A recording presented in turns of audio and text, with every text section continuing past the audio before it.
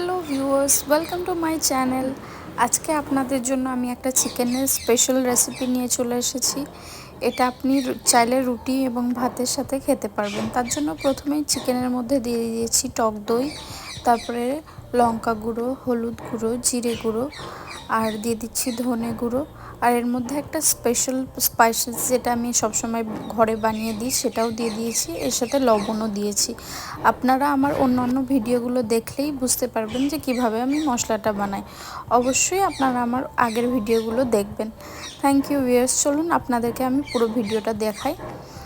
চিকেনটা আমি ভালো করে ম্যারিনেট করে নিয়েছি। ম্যারিনেট করে 3 ঘন্টার জন্য রেস্ট করে নিলাম। এবার আমি কড়াইয়ের মধ্যে দিয়ে দিচ্ছি ঘিয়ের মধ্যে দিয়ে আমি কিন্তু 3টে আলু সিদ্ধ করে নিয়েছি। এই আলুগুলোকে হালকা সিদ্ধ করে নিয়ে ভেজে নিচ্ছি।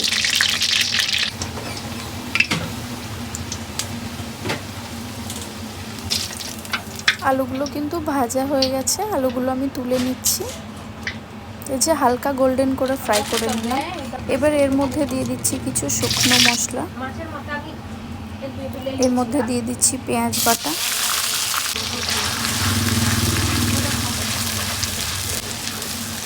পেঁয়াজ বাটাটা দিয়ে ভালো করে কিন্তু এভাবে নাড়িয়ে কিন্তু ভালো করে এটাকে ফ্রাই করে নিতে হবে, যাতে কাঁচা পেঁয়াজের গন্ধটা না থাকে। এর মধ্যে দিয়ে দিচ্ছি কাশ্মীরি রেড চিলি, যাতে সুন্দর তরকারির রঙটা হয়।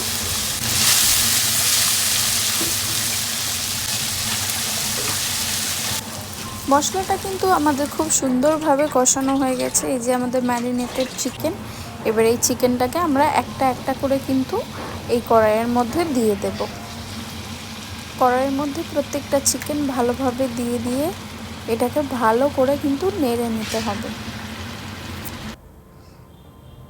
দিয়ে মাংসটাকে ভালো করে ঢেকে কষাতে হবে।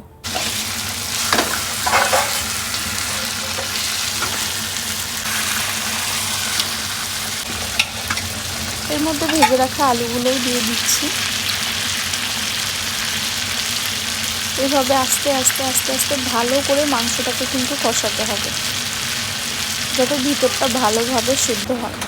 এভাবে আপনারা অবশ্যই বানাবেন, দেখবেন চিকেনটা খুবই সফট এবং খুবই টেস্টি ডেলিশিয়াস একটা চিকেন হয় এভাবে রান্না করলে।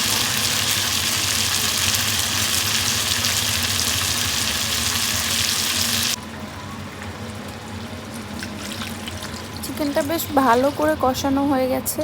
এর মধ্যে আমি 1.5 কাপ মতো বড় একটা কাপের জল দিয়ে দিয়েছি। এবার চিকেনটাকে ভালো করে ফুটিয়ে নেব এই জলের মধ্যে। আপনারা দেখতেই পাচ্ছেন খুব সুন্দর রং চলে এসেছে। এরকম এইভাবেই আপনারা, আমি যেভাবে পদ্ধতিটা দেখাচ্ছি এইভাবেই আপনারা বানাবেন। আর এক্সট্রা ফ্লেভারের জন্য আমি একটা রসুন দিয়ে দিচ্ছি, গোটা রসুন।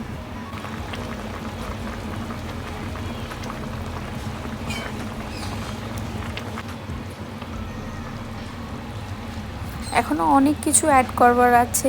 প্লিজ পুরো ভিডিওটা আপনারা কন্টিনিউ করুন, আপনাদের কিন্তু অবশ্যই ভালো লাগবে এই ভিডিওটা।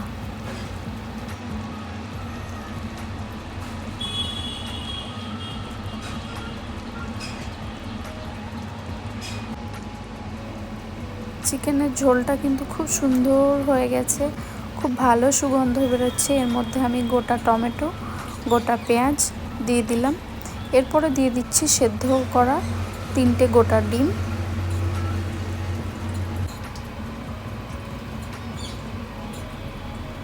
এবার এটাকে আরও 5 মিনিট মতো ফুটিয়ে নেব, তাহলেই কিন্তু আমাদের চিকেনটা রান্না হয়ে যাবে।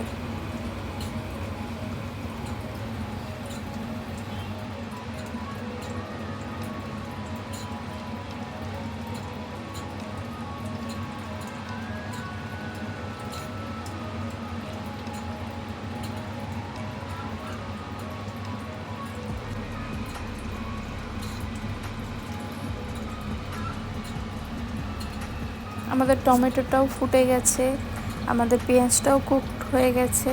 দেখুন এত ডেলিশিয়াস হয়েছে। আপনারা নিজেরাই কমেন্ট করে বলুন যে কেমন লাগলো রান্নাটা।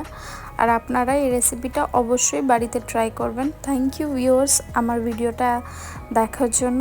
C you in next video. Have a good day.